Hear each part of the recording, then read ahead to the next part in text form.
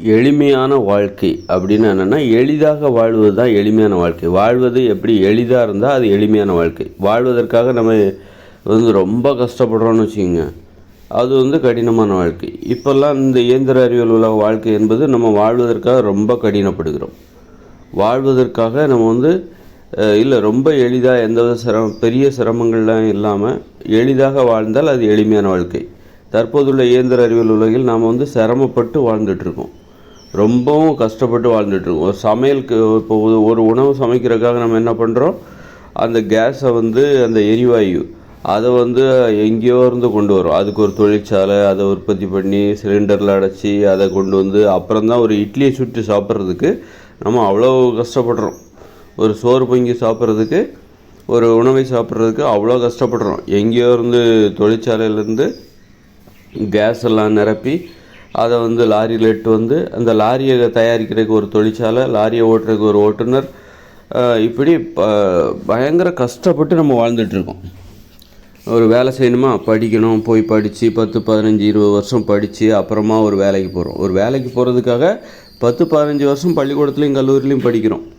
அப்புறமா தான் அந்த வேலையை செய்ய முடியும். நாம் செய்கிற வேலை அவ்வளோ கடினமான வேலையாக இருக்குது. அந்த வேலையை செய்வதற்கு ஒரு சின்ன வயசில் ஒரு 6 வயசுலேருந்து ஒரு 22 வயசு வரைக்கும் நம்ம பள்ளிக்கூடத்துலேயும் கல்லூரிலையும் பயிற்சி பெற வேண்டியிருக்கு. அவ்வளோ கடினமான வேலையாக இருக்குது, சாதாரண வேலையே கிடையாது. அப்போ நம்ம வேலை செய்கிறது கஷ்டப்படுறோம், வாழ்கிறதுக்கு ரொம்ப கஷ்டப்படுகிற வாழ்க்கை. இது எளிதான வாழ்க்கையே கிடையாது. இயந்திர அறிவியல் உலக வாழ்க்கை என்பது ரொம்ப கடினமான வாழ்க்கை. இது எளிதான வாழ்க்கையே கிடையாது. இப்போ இயற்கையோடு இணைந்த மனித வாழ்க்கை இருக்குல்ல, ஒரு 2040 பிறகு தற்போதுள்ள இயந்திர அறிவியல் உலகம் செயலிழந்த பிறகு அதன் பிறகு வரப்போகிற 2040 பிறகு வரப்போகிற இயற்கையோடு இணைந்த மனித வாழ்க்கை என்பது, அவங்க யாரும் ஒரு உணவை சமைப்பதற்காகவோ அல்லது உணவை தயாரிப்பதற்காகவோ ஒரு பழத்தை பறிப்பாங்க, சாப்பிடுவாங்க, அவ்வளோதான், முடிஞ்சு போச்சு. ஒரு பழத்தை பறிப்பாங்க, கொய்யா பழத்தை மரத்துலேருந்து பறிப்பாங்க, சாப்பிடுவாங்க. இப்போ இந்த மாதிரி எரிவாயு எங்கேருந்தோ எரிவாயுவை கொண்டு இங்கே சமைச்சிட்டுலாம் இருக்க மாட்டாங்க. சமைச்சிட்டு அப்புறம் அந்த கேஸ் கனெக்ஷன், அதுக்கு ஒரு அடுப்பு, அதுக்கு ஒரு தொழிற்சாலை, அந்த அடுப்பை தயார் பண்ணுறது, கேஸ் ஸ்டவ் அடுப்பு இருக்குல்ல, அந்த அடுப்பு அதை தயார் பண்ணுறதுக்கு ஒரு தொழிற்சாலை, இப்படி அப்புறம் ஸ்டவ், லைட்டரு அல்லது தீப்பெட்டிக்கு ஒரு தொழிற்சாலை, அங்கே ஒரு ஆயிரக்கணக்கானவர் லட்சக்கணக்கானவர் வேலை பார்த்துட்டு இருப்பாங்க. அவங்களுக்கு ஒரு சம்பளம் அப்படின்னு சொல்லிட்டு ரொம்ப கஷ்டப்பட்டு நம்ம வேலை பார்த்துட்ருக்கோம், வாழ்ந்துட்டுருக்கோம். ஒரு காங்கிரீட் வீடுகளில் வசித்து கொண்டு இருக்கிறோம்னா அதுக்கான மூலப்பொருளை தயாரிப்பதற்கு பல்வேறு இடங்களில் உழைக்கிறாங்க. அதற்காக சிமெண்ட்டை தயாரிக்கிற சிமெண்ட் தொழிற்சாலை, காங்கிரீட் தொழிற்சாலை, காங்கிரீட் கம்பி தயாரிக்கிற தொழிற்சாலை, இப்படி பார்த்திங்கன்னா வீட்டுக்கு ஒயரிங் பண்ணுறது, சுவிட்சு, இப்படி நிறைய தேவை இருக்குல்ல. ஒரு மர வேலை, ஜன்னல் இதெல்லாம் தயார் பண்ணுறது தனி தொழிற்சாலை, இப்படி ஏகப்பட்ட தொழிற்சாலைகள் தங்களுடைய தயாரிப்புகளை கொண்டு ஒரு வீட்டில் ஒரு வீடு கட்டுவதற்காக அவர்கள் உழைத்து கொண்டிருக்கிறார்கள். இப்படி ரொம்ப வாழ்வதற்காக எல்லா வகையிலையும் கஷ்டப்பட்டுருக்கோம். நடந்து போகிறதுக்கு சாலை போடணுமா, அதற்கான தார், ஜல்லி கற்கள், அதற்கு ஒரு பெரிய தொழிற்சாலை, இப்படி ரொம்ப கஷ்டப்பட்டு வாழ்ந்துட்டுருக்கோம். இது எளிதான வாழ்க்கையே கிடையாது, எளிமையான வாழ்க்கையே கிடையாது. வாழ்க்கைங்கிறது எளிதாக இருக்கணும். வாழ்க்கைன்னா அது எளிதுப்பா அப்படிங்கிற எண்ணம் இருக்கணும். ஆனால் அப்படிப்பட்ட எண்ணம் இல்லை. வாழ்க்கைன்னா ரொம்ப கஷ்டம் அப்படின்ற மாதிரியான எண்ணத்தை ஏற்படுத்துகிற மாதிரியான ஒரு கடினமான வாழ்க்கையைத்தான் நாம் வாழ்ந்து கொண்டு இருக்கிறோம். இது எளிதான வாழ்க்கை அல்ல. எளிமையான வாழ்க்கைனாக்கா இயற்கையோடு இணைஞ்சு வாழ்கிறோம் பாருங்கள். ஒரு குடிசை கட்டணுன்னா எங்கேயா போயிட்டு மரம், குச்சி, கம்பு, ஓலை, தென்னை ஓலை அப்படின்னு எடுத்துகிட்டு அவங்கவுங்களே கட்டிக்கலாம். அதுக்கு ஒரு தொழிற்சாலைலாம் தேவையில்லை. சிமெண்ட் தொழிற்சாலை தேவையில்லை, காங்கிரீட் கம்பி தொழிற்சாலை தேவையில்லை. இந்த மாதிரி ரொம்ப எளிதாகவே அவங்கவுங்க குடிசை அவங்கவுங்களே கட்டிக்கலாம், யாருடைய உதவியும் இல்லாமல். இன்றைக்கி ஒருத்தர் வீடு கட்டணுன்னா அவருக்கு நிறைய பேரோட உதவி தேவை. ஆயிரக்கணக்கான பேரோட உதவி இருந்தால் தான் ஒருத்தர் காங்கிரீட் வீடு கட்ட முடியும். ஒரு காங்கிரீட் வீடு கட்டுவதற்கு அவருக்கு ஆயிரக்கணக்கான லட்சக்கணக்கான பேரோட உதவி தேவை. ஒரு சிமெண்ட் தொழிற்சாலையோட அந்த தொழிற்சாலையில் எத்தனை பேர் வேலை பார்ப்பாங்க, ஆயிரக்கணக்கான பேர் வேலை பார்ப்பாங்க. அவர்களோட உதவி இருந்தால் தான் இவருக்கு சிமெண்ட் கிடைக்கும். அவங்க கஷ்டப்பட்டு உழைச்சி அவர்கள் சிமெண்ட்டை உற்பத்தி பண்ணி இவங்க கையில் கொடுத்தா தான் இவர் அந்த சிமெண்ட்டை வாங்கிட்டு வீடு கட்டுவார். அது மாதிரி செங்கல் தொழிற்சாலையில் நூற்றுக்கணக்கான பேர் வேலை பார்ப்பாங்க. அவங்ககிட்டேருந்து செங்கலை வாங்கிட்டு வரணும். இப்படி வயரிங், இந்த காங்கிரீட் கம்பி தொழிற்சாலையில் ஆயிரக்கணக்கான பேர் வேலை பார்ப்பாங்க. இரும்பு தொழிற்சாலையில் அவங்ககிட்ட இருந்து இரும்பை வாங்கிட்டு வரணும். இப்படி பல ஆயிரக்கணக்கான லட்சக்கணக்கானவர், அப்புறம் லாரி ஓட்டுநர்கள், இப்படி பல லட்சக்கணக்கானவர்களுடைய உதவி இருந்தால் மட்டும்தான் நீ ஒரு வீட்டை கட்ட முடியும். நீ வாழுகிற வீட்டிற்கு உனக்கு லட்சக்கணக்கானவர் உதவி பண்ணியிருக்காங்க, நாம் வாழுகிற வீட்டிற்கு.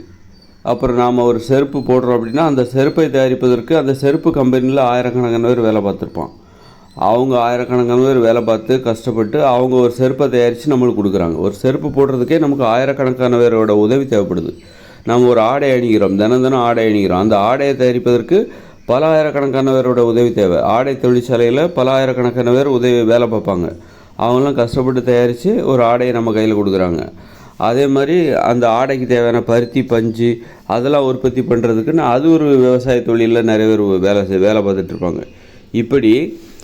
இப்படி நாம் வாழ்கிற வாழ்க்கை இருக்கு பாருங்கள். உணவு, நாம் உண்ணுகிற உணவு, அது வேற நூற்றுக்கணக்கான விவசாயிகள் எங்கேயோ வேலை பார்த்துட்ருப்பாங்க. இப்படி உண்ணுகிற உணவு, உடுத்துகிற ஆடை, இருக்கிற இருப்பிடம், இப்படி எல்லாமே, ஒரு ஃபேன் போடுறோம், ஒரு ஏசி மெக்க, இப்படி ஒரு கதவு ஜன்னல், அதுக்கு ஒரு ஆசாரி, அதுக்கு ஒரு இப்படி பார்த்திங்கன்னா பல லட்சக்கணக்கான பேருடைய உதவி இருந்தால் தான் ஒவ்வொரு மனிதரும் வாழ முடியும்.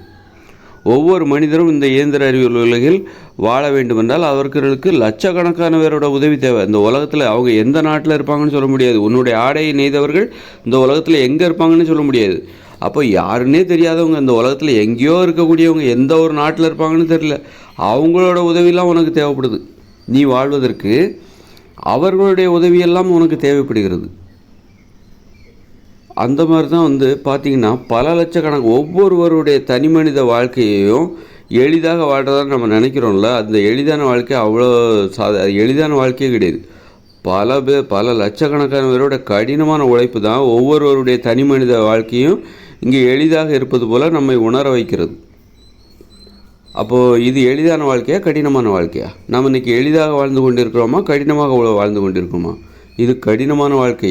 ஏன்னா நம்ம வாழ்கிறதுக்காக ரொம்ப கஷ்டப்படுறோம். நமக்காக ரொம்ப கஷ்டப்படுறாங்க நிறைய பேர், லட்சக்கணக்கான பேர். அப்பாவோ அம்மாவோ இல்லை, அல்லது நமக்காக கஷ்டப்படுறவங்க நம்முடைய அப்பாவோ அம்மாவோ கிடையாது. நமக்கு யாருன்னே தெரியாத லட்சக்கணக்கான பேர் நமக்காக, நாம் உண்ணுகிற உணவிற்காக, உடுத்துகிற உடைக்காக, இருக்கிற இருப்பிடத்திற்காக கஷ்டப்பட்டு உழைச்சிக்கிட்டு இருக்காங்க. அவருடைய உதவினால தான் நம்ம வாழ்ந்துட்டுருக்கோம். இன்றைக்கி மின்சாரம் பயன்படுத்துகிறோன்னா இரவு பகல் பாராமல் அந்த மின்சார உற்பத்தி தொழிற்சாலையில் பணிபுரிந்து கொண்டிருக்கிறார்கள். அவருடைய உதவினால்தான் நாம் இன்று மொபைல் ஃபோன் பார்க்குறோம், டிவி பார்க்குறோம், கரண்டை பயன்படுத்துகிறோம், மின்விசிறி ஓடுது, தூங்குகிறோம். பல ஆயிரக்கணக்கானவருடைய உதவினால்தான் நம்ம இன்றைக்கி நைட்டு தூங்குகிறோம். நாம் தூங்குவதற்கு நமக்கு பல ஆயிரக்கணக்கானவரோட உதவி தேவைப்படுது. அந்த மின்விசிறி ஓடுறதுனால தான், அல்லது ஏசி ஓடுறதுனால தான் நம்ம நிம்மதியாக தூங்குகிறோம். அப்போ அந்த ஏசியை தயாரிக்கிற தொழிற்சாலையில் எத்தனை பேர் வேலை பார்ப்பாங்க? மின்விசிறி தயாரிக்கிற தொழிற்சாலையில் எத்தனை பேர் வேலை பார்ப்பாங்க? நீங்கள் போத்திக்கிற போர்வை, குளிரில் கதகதப்பாக இருக்கணுங்கிறக்காக போர்வையை போத்திக்கிறீங்க. அந்த போர்வையை தயாரிக்கிற தொழிற்சாலையில் எத்தனை பேர் வேலை பார்ப்பாங்க? பெட்டு, கட்டில், இதெல்லாம் எத்தனை பேர் வேலை பார்ப்பாங்க? அந்த கட்டிடம், நாம் தூங்கணும்னா கூட நமக்கு பல லட்சக்கணக்கான பேருடைய உதவி நமக்கு தேவைப்படுது. அப்போ இது எவ்வளோ கஷ்டம் பாருங்கள். எவ்வளோ கஷ்டமாக ஒரு கஷ்டமான வேலை செய்கிறதுக்கு தான் ஒருத்தரோட உதவியை நம்ம தேடுவோம். நாம் ஒருத்தரோட உதவி தேடலை, பல லட்சக்கணக்கானவருடைய உதவியை நம்ம வாங்கிட்டு இருக்கிறோம். அப்போ இந்த இயந்திர அறிவியல் உலக வாழ்க்கை எளிதான வாழ்க்கைன்னு நினச்சிருக்காங்க. இந்த உலகத்தில் வாழ்கிற யாராக இருந்தாலும் அவங்க எளிதாகவே வாழலை, கஷ்டப்பட்டு வாழ்ந்துட்டுருக்காங்க. பல லட்சக்கணக்கான பேருடைய உழைப்பினால ஒவ்வொருத்தரும் வாழ்ந்துட்டுருக்காங்க. ஒவ்வொருத்தருக்கும் பல லட்சக்கணக்கான பேர் உழைச்சிட்ருக்காங்க. நாமளும் பிறருடைய நிறைய பேர் எளிதாக வாழ்வதற்கு நாமளும் உழைச்சிக்கிட்டே இருக்கோம். பல லட்சக்கணக்கான பேர் எளிதாக வாழ்வதற்காக நாமளும் உழைச்சிக்கிட்டு இருக்கோம். நம்முடைய தொழிலில் நம்முடைய கடமை, நாம் எளிதாக வாழ்வதற்கு இந்த உலகத்தில் நாம் பல லட்சக்கணக்கான பேர் நமக்காக கஷ்டப்பட்டுட்டு இருக்காங்களோ அவங்களுடைய உதவினால் தான் நாம் வாழ்ந்துட்டுருக்கோம். அதே மாதிரி நாமளும் என்ன பண்ணுறோம் அப்படின்னா நம்முடைய கடமை, நம்முடைய விசுவாசத்தை வெளிப்படுத்தணும். ஏன்னா அவங்க நமக்காக கஷ்டப்படுறாங்க, யாருன்னே தெரியாதவங்க இந்த உலகத்தில் எங்கேயோ இருப்பாங்க, அவங்கெல்லாம் நமக்காக கஷ்டப்படுறாங்க, அவங்களோட உழைப்பெல்லாம் நம்ம பயன்படுத்துகிறோம். அதே மாதிரி நாமளும் அப்போ நமக்கு ஒரு விசுவாசம் ஏற்படுது. அப்போ நாமளும் இந்த உலகத்துக்கு எதாவது செய்யணும். அப்படிங்கும்போது தான் நான் டாக்டர் ஆகணும், இன்ஜினியர் ஆகணும், கலெக்டர் ஆகணும், அதுவாகணும், ஒரு மோட்டார் மெக்கானிக் ஆகணும், விஞ்ஞானி ஆகணும், முதலமைச்சர் ஆகணும். இந்த மாதிரி எண்ணம்லாம் ஏன் வருது அப்படின்னா விசுவாச உணர்ச்சி. ஏன்னா நாம் வாழ்வதற்கு இந்த உலகத்தில் பல லட்சக்கணக்கான பேர் நாம் எளிதாக வாழ்வதற்கு, சௌகரியமாக வாழ்வதற்கு நினச்சா ஒரு காரில் ஏறி ஒரு 50 கிலோமீட்டர், நான் இன்றைக்கி நைட்டு பஸ் ஏறினா மறுநாள் காலைல, இன்றைக்கி நைட்டு சென்னையில் பஸ் ஏறினா மறுநாள் காலைல கன்னியாகுமரிக்கு போயிடுவேன். இன்றைக்கி வந்து போய் ஃப்ளைட்டில் ஏறி உட்காந்தா அடுத்த 1 மணி நேரத்தில் நான் ஸ்ரீலங்கா போயிடுவேன். அப்போது எத்தனை பேருடைய கடினமான உழைப்பினால் ரொம்ப எளிதாக ஒரு வேலையை செய்ய முடியுது பாருங்கள். அதை வந்து நம்ம எளிதாக வாழ்ந்துட்டுருக்கோம்னு நினைக்கிறேன். எல்லாம் ஈஸி இந்த உலகத்தில் அப்படின்னு நினைக்கிறோம். எவ்வளோ பேர் கஷ்டப்பட்டு இது வந்து கடினமான வாழ்க்கை, இது எளிதான வாழ்க்கையே கிடையாது. எது எளிதான வாழ்க்கை தெரியுமா? இயற்கையோடு இணைஞ்ச மனுஷ வாழ்க்கையில் 2040 பிறகு இந்த இயந்திர அறிவுகளும் செயலிழந்துடும். ஏன்னா கஷ்டப்பட்டு பண்ணிகிட்ருக்காங்க, அதனால தான் செயலிழக்குது. கஷ்டப்பட்டு நீங்கள் முக்கிக்கிட்டு முனகிக்கிட்டு கஷ்டப்பட்டுக்கிட்டு உயிரை பணயமாக வச்சுக்கிட்டு வாழ்வதற்காக உயிரே பணயமாக வைக்கிறோம் இந்த உலகத்தில், இயந்திர அறிவியல் உலகில். அது வந்து என்றைக்குமே நிலைக்காது. என்றைக்கும் எளிதாக இருக்கிறது மட்டும்தான் நிலைக்கும். அதனால் இயற்கையோடு இணைஞ்ச மனுஷ வாழ்க்கை வருதில்ல 2040 அப்புறம், அங்கே பார்த்தீங்கன்னா யாருடைய உதவி இல்லாமல் நீ வாழலாம். உனக்கு யாருமே உதவி பண்ண வேண்டாம். அதாவது உனக்கு தேவையான உணவை நீனே உற்பத்தி பண்ணு. உனக்கு 2 ஏக்கர் நிலம் கொடுத்துருவாங்க. அதில் உனக்கு தேவையான உணவை நீ உற்பத்தி செய். உனக்கு தேவையான ஆடையை நீயே இயற்கையிலிருந்து கிடைக்கக்கூடிய தாவர பொருட்கள்லேருந்து உனக்கு தேவையான ஆடையை நீனே தயாரித்துக்கொள். உன்னுடைய இருப்பிடத்தை நீனே கட்டிக்கலாம். உன்னுடைய வயலில் இருக்கிற மரத்தில் இருக்கிற இலை தழைகள், அப்புறம் வந்து ஓலைகள், மரக்கம்புகள், இதெல்லாம் குச்சிகள்லாம் எடுத்துகிட்டு வந்து நீனே உனக்கு தேவையான ஒரு இருப்பிடத்தை தயார் செய்து கொள்ளலாம். யாருடைய உதவியும் தேவையில்லை. உனது உணவை நீனே தயாரிச்சுக்கலாம். உனது உடையை நீயே தயார் செய்து கொள்ளலாம். உனது இருப்பிடத்தையும் வீடையும் குடிசையும் நீனே கட்டி கொள்ளலாம். இப்படி பிறருடைய உதவி இல்லாமலேயே நீ வாழக்கூடிய அந்த வாழ்க்கை இருக்கு பாருங்க, அதுதான் எளிமையான வாழ்க்கை.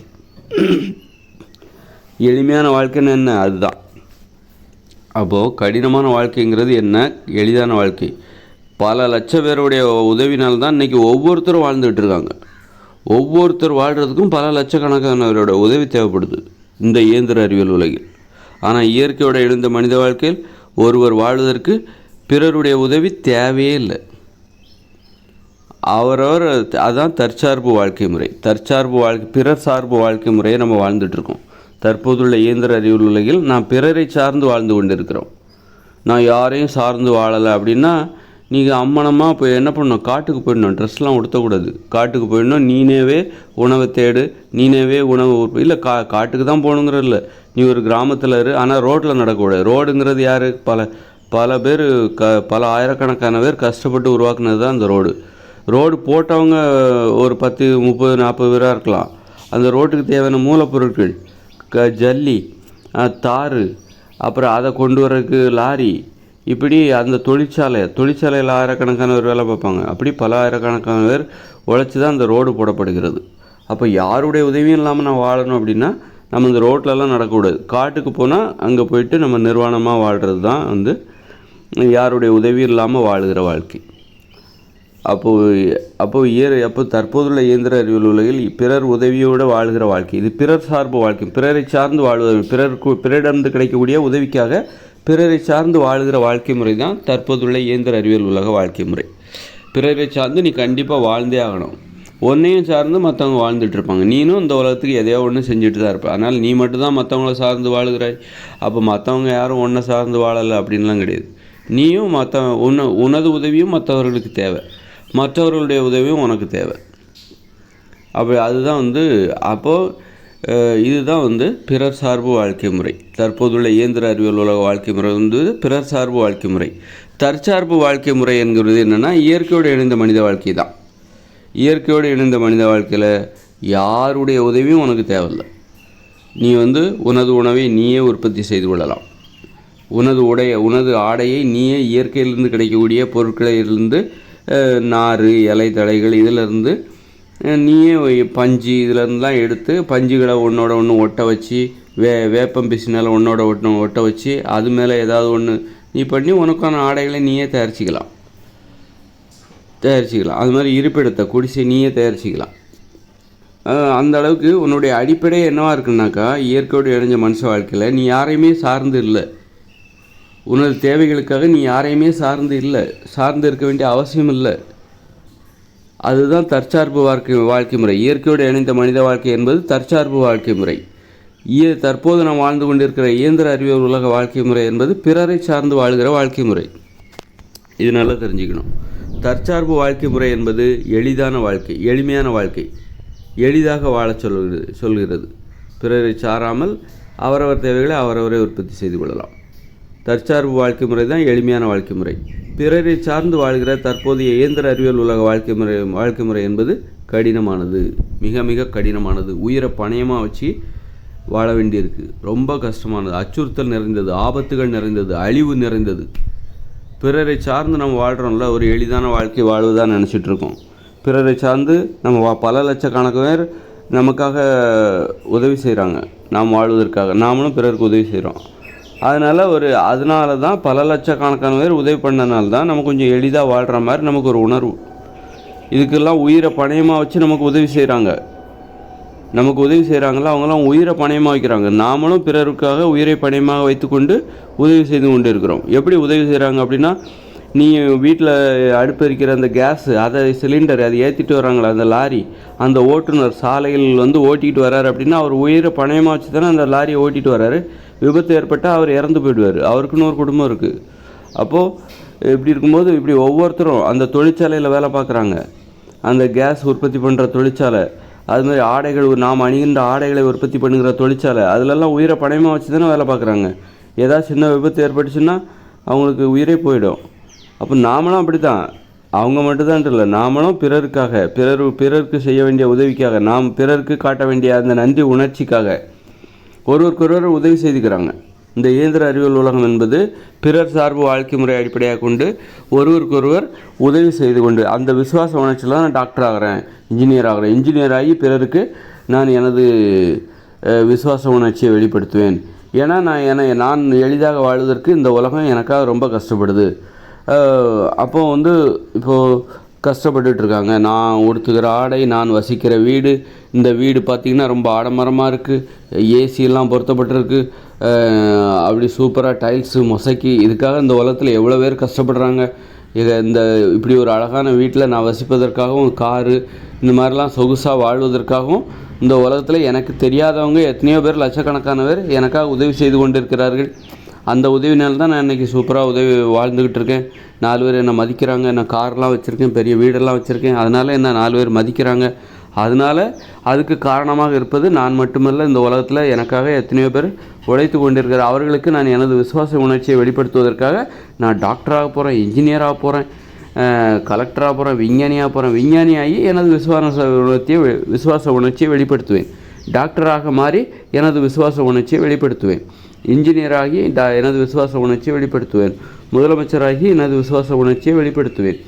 இப்படி விசுவாச உணர்ச்சியை வெளிப்படுத்துறதுக்காக தான் நான் டாக்டராக போகிறேன், இன்ஜினியராக போகிறேன்னு சொல்லிகிட்டு இருக்காங்க. பிறர் சார்பு வாழ்க்கை முறை, பிறருடைய உதவினால் வாழ்கின்ற வாழ்க்கை முறை. அப்போ இயற்கையோட இணைஞ்ச மனுஷ வாழ்க்கையில் யாரும் நான் டாக்டராக போகிறேன், இன்ஜினியராக போகிறேன், சித்த மருத்துவராக போகிறேன் அப்படின்னு யாரும் கிளம்ப மாட்டாங்க. ஏன்னா அவர்கள் வாழ்வதற்கு யாருமே அங்கே உதவி செய்ய மாட்டாங்க. அவரவருக்கு தேவையான உணவை அவரவரை உற்பத்தி செய்கிறாங்க, அவரவருக்கு தேவையான ஆடையை அவரவரை தயாரிக்கிறார்கள், அவரவருக்கு தேவையான இருப்பிடத்தை குடிசையை அவரவரை கட்டுவார்கள். அதுதான் தற்சார்பு வாழ்க்கை முறை. அப்படி இருக்கும்போது அவங்களுக்கு நான் இன்ஜினியராக போகிறேன், டாக்டராக போகிறேன், நான் இந்த உலகத்துக்கு எனக்காக உதவி செய்கிறவர்களுக்கு நான் விசுவாசத்தை வெளிப்படுத்துவதற்காக நான் டாக்டராக போகிறேன், இன்ஜினியராக போகிறேன் அப்படிங்கிற உணர்ச்சி அவர்களுக்கு வரவே வராது. அப்போ அவர்களுக்கு என்ன தான் உணர்ச்சி வரும்னா, மகிழ்ச்சியாக வாழ போகிறேன், அவ்வளோதான். சுயநலம், நான் மகிழ்ச்சியாக வாழ போகிறேன், சுயநலன். பொதுநலன் எனக்கு தேவையில்லை. ஒரு டாக்டராக போகிறேன்னா என்ன அர்த்தம், அதில் ஒரு பொதுநலன் இருக்குது. பிறருடைய நோயை குணப்படுத்தணும். ஒரு இன்ஜினியராக போகிறேன், ஒரு விஞ்ஞானியாக போகிறேன்னா அதில் ஒரு பொதுநலன் இருக்குது, பிறர் நலன் இருக்குது, பிறருக்கு உதவி செய்யணுங்கிற எண்ணம் இருக்குது. நான் மகிழ்ச்சியாக வாழ போகிறேன் அப்படின்னா அதில் வெறும் சுயநலன் தான் இருக்குது. அதுலேயும் பொதுநலன் இருக்குது. மகிழ்ச்சியாக வாழணும்னா நீ மகிழ்ச்சியாக வாழ வேண்டுமென்றால் பிறரை மகிழ்ச்சியாக வாழ வைக்க வேண்டும். அப்போ தான் ஒருவருக்கொருவர் பிறரை மகிழ்ச்சிப்படுத்தணும், பிறரை சந்தோஷப்படுத்தணும். நீ மற்றவங்களை சந்தோஷப்படுத்தினா ஒன்றை மற்றவங்க சந்தோஷப்படுத்துவாங்க. இப்போ மகிழ்ச்சியாக வாழணுன்னா என்ன பண்ணணும், கணவன் மனைவி. அப்போ கணவன் மனைவியை மகிழ்ச்சியாக வச்சுக்கணும், மனைவி கணவனை மகிழ்ச்சியாக வச்சுருக்கணும், அம்மாவும் அப்பாவும் பிள்ளைகளை மகிழ்ச்சியாக வச்சுருக்கணும், பிள்ளைகள் அப்பாவை மகிழ்ச்சியாக வச்சுருக்கணும். இதுதான் மகிழ்ச்சியான வாழ்க்கை. அப்போ 2040 பிறகு இயற்கையோடு இணைந்த மனித வாழ்க்கை என்பது தற்சார்பு வாழ்க்கை முறை. அதனால் அவங்களுக்கு இன்ஜினியர் ஆகணும், டாக்டர் ஆகணுங்கிற அந்த எண்ணம்லாம் வரவே வராது. ஏன்னா அவர்கள் வந்து அவர்களது தேவை, அடிப்படை தேவை, உணவு, உடை, இருப்பிடம், அதை அவர்களை சார்ந்தே தான் உருவாக்குறாங்க. அவங்களே தான் அவங்கவுங்க குடிசையை கட்டிக்கிறாங்க, அவங்கவுங்க ஆடையை உற்பத்தி பண்ணிக்கிறாங்க, அவங்கவுங்க ஆடையை, அவங்களுடைய உணவுகளை அவர்களை தயார் செய்து கொள்கிறார்கள். அப்படி இருக்கும்போது அவர்களுக்கு நான் ஏன் டாக்டர் ஆகணும், நான் ஏன் இன்ஜினியர் ஆகணும், நான் அப்படிங்கிற எண்ணம் தான் வரும். நான் மகிழ்ச்சியாக வாழ போகிறேன் அப்படின்னு தான் எண்ணம். அப்போ அவங்கள மகிழ்ச்சியாக வாழ்வதற்கு யார் உதவியாக இருப்பார்? நண்பர்கள், உறவினர்கள், கணவன், மனைவி, குழந்தைகள், இவர்கள் காரணமாக இருப்பார்கள், தாத்தா, பாட்டி. அப்போ அவங்கள நான் சந்தோஷம், அவர்களிடம் எனது விசுவாச உணர்ச்சியை நான் வெளிப்படுத்திக் கொள்வேன். நான் மகிழ்ச்சியாக வாழ்வதற்கு எனக்கு குடும்பம் தேவை, மனைவி தேவை, கணவன் தேவை, பிள்ளைகள் தேவை, நண்பர்கள் தேவை, உறவினர்கள் தேவை. அதனால் அவர்கள் நான் மகிழ்ச்சியாக வாழ்வதற்கு இவர்களெல்லாம் தேவை. அப்படிங்கும்போது இவர்களிடம் நான் எனது விசுவாச உணர்ச்சியை வெளிப்படுத்தும் விதமாக அவர்களுடைய மகிழ்ச்சியாக அவர் வாழ்க்கைக்கு நான் ஏதாவது ஒரு உதவி செய்வேன். உதவின்னா என்ன? பேசுகிறது தான், ரொம்ப சிம்பிள். இயற்கையோடு இணைந்த மனித வாழ்க்கையில் நீ பிறருக்கு செய்கிற உதவிங்கிறது என்னென்னா, பிறரிடம் பேசுவது, பிறர் பேசுவதை கேட்பது. இப்போ விளையாடுறதுக்கு தனியாக விளையாட முடியாது, அதுக்கு ஒரு கூட்டம் 4 பேர் தேவை. அதுதான் ஒருவருக்கு ஒரு செய்யக்கூடிய உதவி. வா 10 பேர் வா, ஒன்றா வா, அப்போ தான் விளையாட முடியும், தனியாக விளையாட முடியாது. அப்போது நீ விளையாடுவதற்கு உனக்கு 10 பேரோட உதவி தேவைப்படுது. அப்புறம் நீ உனது படைப்பு திறனை வெளிப்படுத்த வேண்டும். நீ வரைந்த ஓவியத்தை நீ காட்ட வேண்டும், காட்டுவதற்கு ஒரு ஆள் தேவை. நீ வரைஞ்ச ஓவியத்தை பார்ப்பதற்கு ஒரு ஆள் தேவை. அதுதான் உறவு. நீ வரைஞ்ச ஓவியத்தை பார்க்குறாங்க பாருங்கள், அதுதான் உதவி.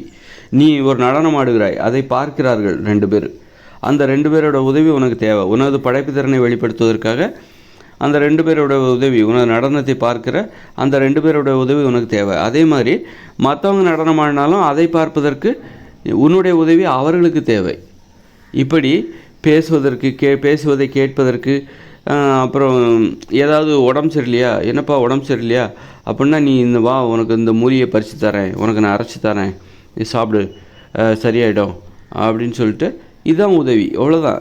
இயற்கையோடு இணைந்த மனித வாழ்க்கையில் உதவி என்பது, அந்த உதவி செய்வதற்காக யாரும் உயிரை பணயமாக வைக்க வேண்டிய அவசியமில்லை, ரொம்ப எளிதாகவே இருக்கும். பிறருக்கு உதவி செய்வது என்பது பிறர் பேசுவதை கேட்பது, பிறருடைய படைப்பு திறனை பார்ப்பது, பாராட்டுவது, அவ்வளோதான். பகிர்ந்து உண்பது, இன்ப துன்பங்களை, அனுபவங்களை பகிர்ந்து கொள்வது, விளையாடுவதற்கு 10 பேர் தேவை. இப்படி இதுதான் அவர்களுடைய உதவியை. தற்சார்பு வாழ்க்கை முறையில் ஒருவருக்கொருவர் செய்து கொள்கிற உதவி என்பது என்னவென்றால் இதுதான். இந்த மாதிரி ஒருவருக்கொருவர் உதவி செய்துக்குவாங்க. விளையாடுறதுக்கு 10 பேர் தேவை, அப்புறம் டான்ஸ் ஆடுறது, அப்புறம் காதலிப்பது, அப்புறம் உடலுறவு வைத்துக் கொள்வதற்கு கணவனுடைய உதவி மனைவிக்கு தேவை, மனைவியோட உதவி கணவனுக்கு தேவை, பிள்ளைகளை வளர்ப்பதற்கு பிள்ளைகளுக்கு பெற்றோர்களுடைய உதவி தேவை. அந்த பிள்ளைகளை பெற்றோர்கள் மட்டும் வளர்த்துற முடியாது, உறவினர்களோட உதவியும் தேவை, தாத்தா பாட்டியோட உதவி எல்லாம் தேவை. இதுதான் தற்சார்பு வாழ்க்கை முறையில் ஒருவருக்கொருவர் செய்து கொள்கிற உதவி. மற்றபடி உணவு, உடை, இருப்பிடம் அதை அவரவர்களே தயார் செய்து கொள்வார்கள். பிறருடைய உதவி அதற்கு தேவையில்லை. ஆனால் யாருக்குமே இயற்கையோடு இணைந்த மனித வாழ்க்கையில் உணவு, உடை, இருப்பிடம் இவற்றை தயார் செய்வதற்கு பிறருடைய உதவி தேவையே இல்லை.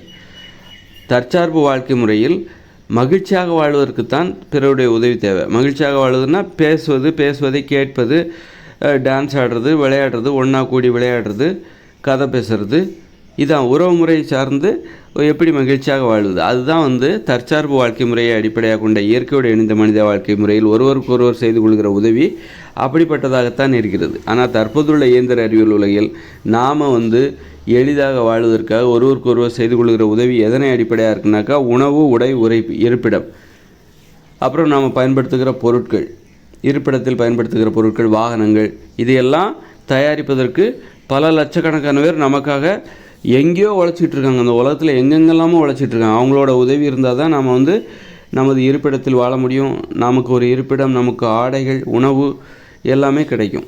உணவு, உடை, இருப்பிடத்திற்காக பிறரை சார்ந்து வாழ்கிற வாழ்க்கை முறை தற்போதுள்ள இயந்திர அறிவியல் உலக வாழ்க்கை முறையாக இருக்கிறது.